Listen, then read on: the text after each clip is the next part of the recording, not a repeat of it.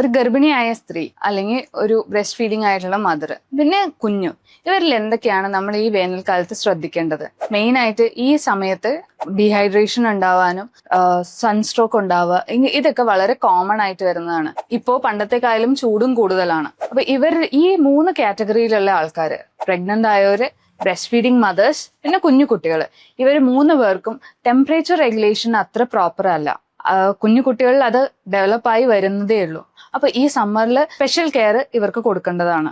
അമ്മയിൽ dehydration prevent ചെയ്യാനായിട്ട് ധാരാളം വെള്ളം കുടിക്കുക, ജ്യൂസസ് ആയിട്ടും കോക്കനട്ട് വാട്ടർ, അങ്ങനെ ഏതെങ്കിലും ഫോമിൽ നന്നായിട്ട് ഹൈഡ്രേഷൻ പ്രോപ്പർ ആക്കുക.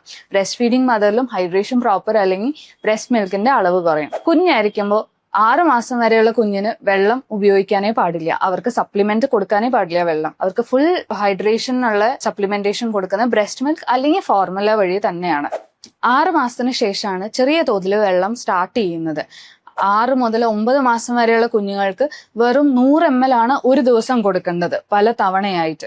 9 മാസം മുതൽ 12 മാസം വരെയുള്ള കുട്ടികൾക്ക് 200 ml വരെയാണ് മാക്സിമം കൊടുക്കാൻ പറ്റുന്ന വെള്ളം. 1 വയസ്സ് മുതൽ 2 വയസ്സ് വരെയുള്ള കുട്ടികൾക്ക് 1 ലിറ്റർ വെള്ളമാണ് ഒരു ദിവസത്തിൽ അവർക്ക് ആവശ്യമുള്ളത്.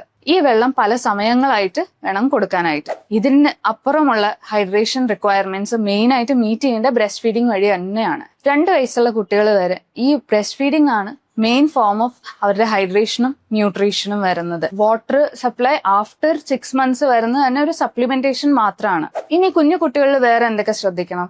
നമ്മൾ മിറ്റൻസ്, ഗ്ലൗസ്, സോക്സ്, ക്യാപ്പ് ഇതൊന്നും ഇട്ട് ഈ സമ്മറിൽ അവരെ കവർ ചെയ്ത് വെക്കും. അവർക്ക് ആ ഹീറ്റ് പുറത്തോട്ട് പോകാനായിട്ട് അവർക്ക് പറയാൻ അറിയത്തില്ല. അപ്പോൾ ആ ഹീറ്റ് പുറത്തോട്ട് പോകാനായിട്ട് ലൈറ്റ് ആയിട്ടുള്ള ക്ലോത്ത്സ് എന്തെങ്കിലും ഇടിച്ചാൽ മതി. പിന്നെ ഈ സമ്മർ സീസണിൽ അവരുടെ സ്കിൻ ഫോൾഡിങ്സ് സ്പെഷ്യൽ ആയിട്ട് കെയർ ചെയ്യുക. റാഷസ് വരാൻ ചാൻസസ് ഉണ്ടാവും. അതെപ്പോഴും ഡ്രൈ ആയിട്ട് വെക്കുക. പൗഡർ യൂസ് ചെയ്യരുത് കുഞ്ഞു കുട്ടികളിൽ.